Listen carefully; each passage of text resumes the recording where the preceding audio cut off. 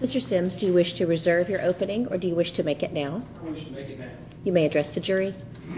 Thank you, Judge. May it please the court, counsel. Again, my name is Greg Sims. The truth is, we're going to agree on a whole lot today. I agree with a whole lot of what Ms. Smith just said. And let's start with what we're going to agree with. The evidence is going to show you that on August 17th of 2011, Stephen Balazs didn't take in any alcohol whatsoever. They did a breathalyzer exam, and that showed 0, 0, 0. He was free and clear from alcohol because he does not drink. The evidence will also show, and the Commonwealth will agree, that Mr. Balazs had not consumed any illegal substances whatsoever. No marijuana or cocaine or illegal drugs. He was free from those things because he doesn't do those things. The evidence will show that he had in his system several prescription medications that were prescribed to him by his doctor, and that those were in therapeutic range. Okay? The evidence will show that that tends to show you that the medications were taken in accordance to the doctor's instructions and not abused. That the medications were in therapeutic range. If you concentrate on the blood, as the Commonwealth wishes for you to do, you will see that it is in therapeutic range. A little bit about Stephen Balazs. Stephen and his wife Gail live here in Hardin County. He was born in 1948. He is 64 years old at this time. He has 5 children and 7 grandchildren. Due to his medical issues, Stephen was put on a combination of medications in sometime around 2004, 2005. He's been on this combination ever since. Now, when I say he's been on the combination ever since, I mean it has been virtually exact. The levels haven't gone up or down significantly. He's taken the same pills every day, and he's taken the same amount of pills every day, and he takes them at the same times each day. The evidence will show you that his prescription routine has been virtually the same since 2005.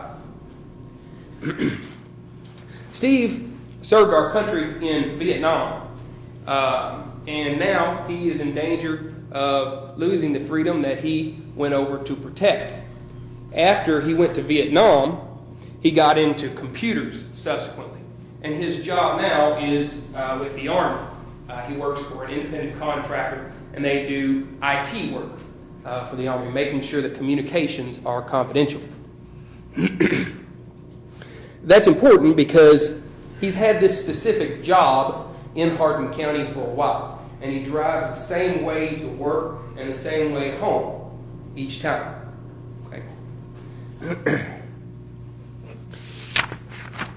And that brings us to August 17th of 2011. Now, until August 17th of 2011, there was no incident. He was on these medications. He was on them every day. He drove home the same way every day.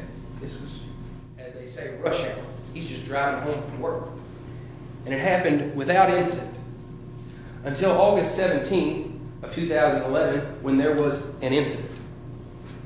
And I believe that the Commonwealth actually understates how bad his driving was. You will hear the evidence, and it is terrifying. He's from one end of the road all the way to the other. He's in the ditch, up off into the median. I think at one point he was going the wrong way down the road, and he comes to rest across 2 lanes of traffic, semi-conscious or unconscious. He doesn't wake up until a police officer reaches in to turn his vehicle off. They had to do that for him. That's how out of sorts he was. Extremely out of sorts.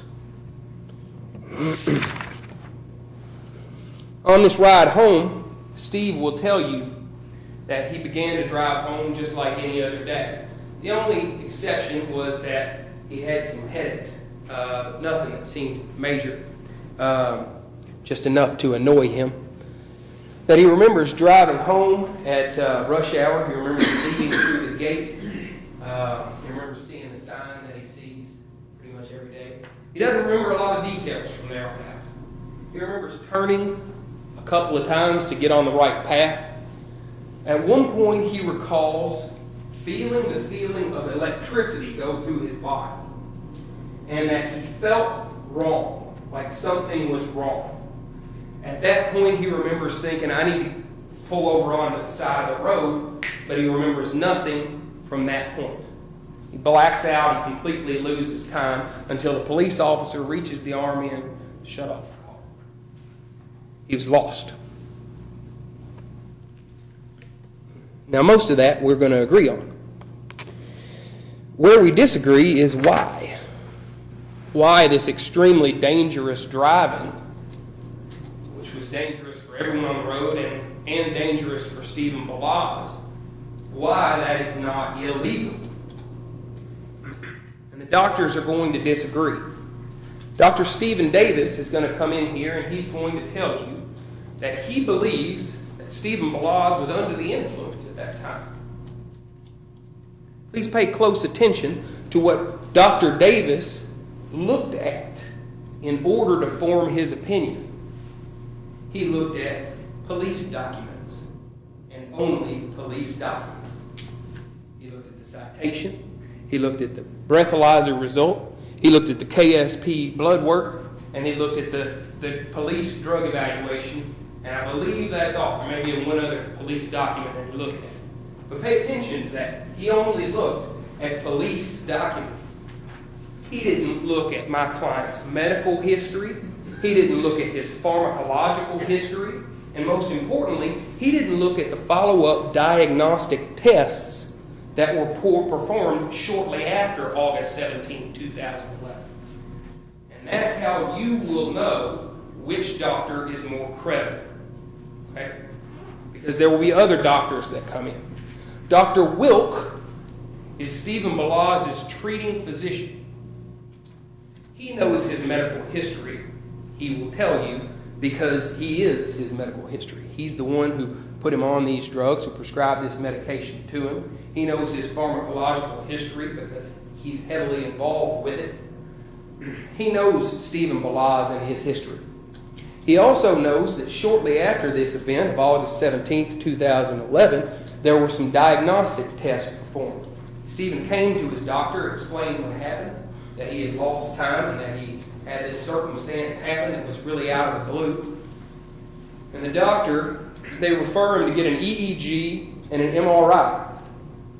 Dr. Wilk will explain to you that both of those things are abnormal when he gets the follow-up exams after his arrest. His EEG shows encephalopathy. That is a brain injury. It's a swelling of the brain that does not occur because you become intoxicated or because you're taking medications. It occurs when there's some sort of brain problem that happens to you. They'll show you that the MRI performed after this event showed changes in his white matter, in his brain. That is consistent with stroke. Now, I'm not going to tell you that what happened to him was stroke. I'm not going to tell you that it was a seizure or stroke or anticholinergic crisis. I will let the doctors explain that to you.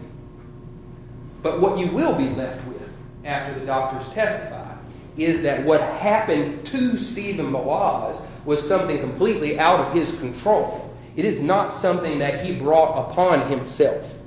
It is a terrifying incident, a dangerous incident, that was out of his control. And that's how you will know that he is not guilty.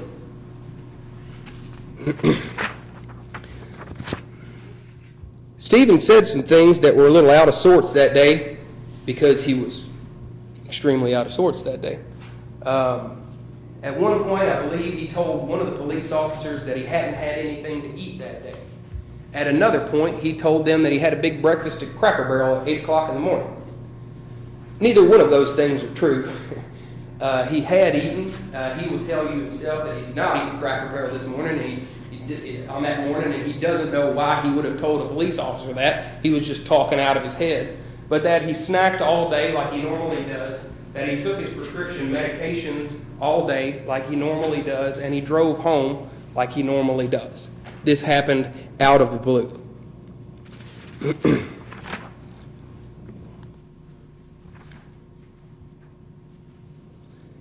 Since August 17th of 2011, when he was arrested, Steve's medications have not changed. His doctor didn't say, well, you must have a problem on these medications, let's change your medications. May we approach? Yes.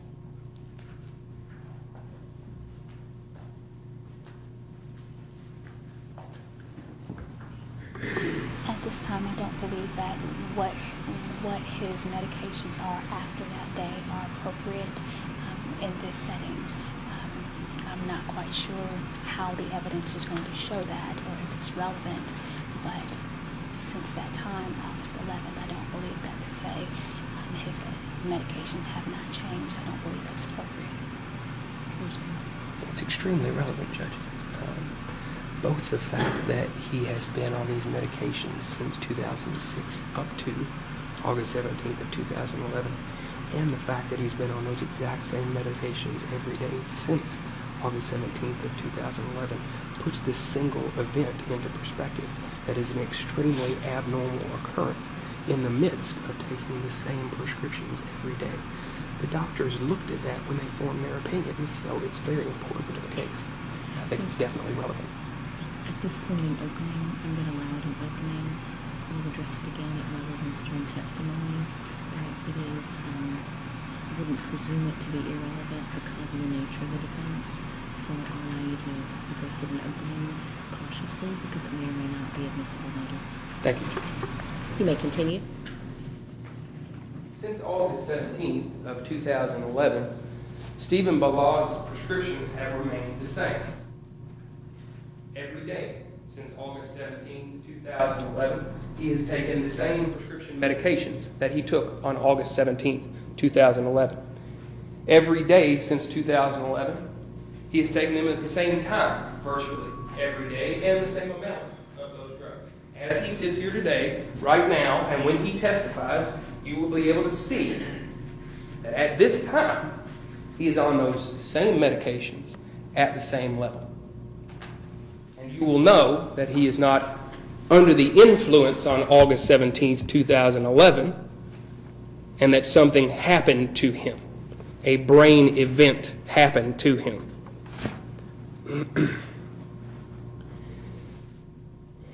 If you bring your common sense to the table in this case, and if you give a fair treatment to the evidence and hold the Commonwealth to the burden of beyond a reasonable doubt, I'm confident that when you deliberate at the end of the day, you will be able to find Stephen Balazs not guilty and sleep with a clear conscience because you didn't put an innocent person in jail. He has lived since August 17th of 2011 with the shadow of these charges above his head, and that ends today. Thank you.